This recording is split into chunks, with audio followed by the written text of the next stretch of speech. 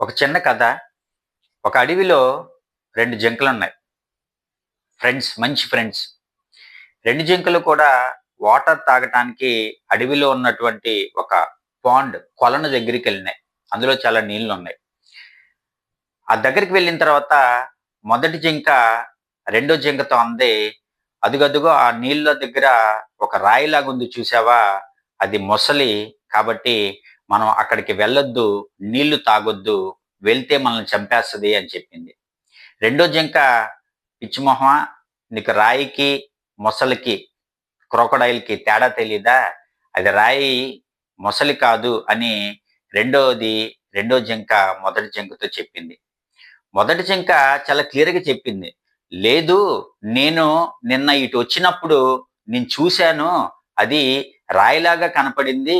కానీ తర్వాత పైకొచ్చేసరికి అది మొసలి. కాబట్టి అది ఖచ్చితంగా మొసలి, రాయి కాదు. కాబట్టి మనం వాటర్ తాగటానికి వెళ్ళొద్దు" అని చెప్పింది. కానీ రెండో జింక ఏం చేసిందంటే, "ఎహే! పిచ్చి మొహమా! అది మొసలి గాదు, రాయి" అని ఓటరిచ్చడం స్టార్ట్ చేసింది. అప్పుడు మొదటి జింక, "నేను అబద్ధం చెప్తున్నాను అనుకుంటున్నావా?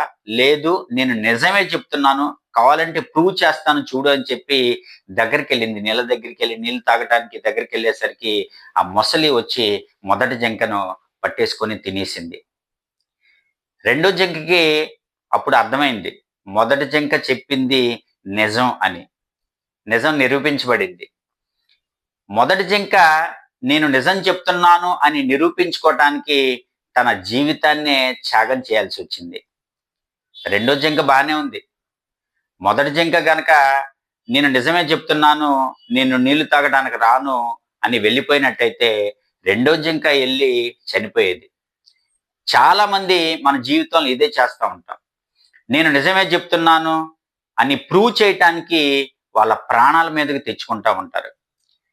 ఒక విషయాన్ని ప్రూవ్ చేయటానికి మనం ప్రాణాల మీదకి తెచ్చుకోవాల్సిన అవసరం లేదు.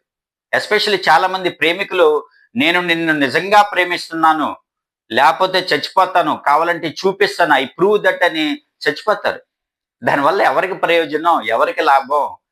మన జీవితంలో మనం నిజం చెప్తున్నామా? అబద్ధం చెప్తున్నామా? అన్న విషయం మనకు తెలుసు.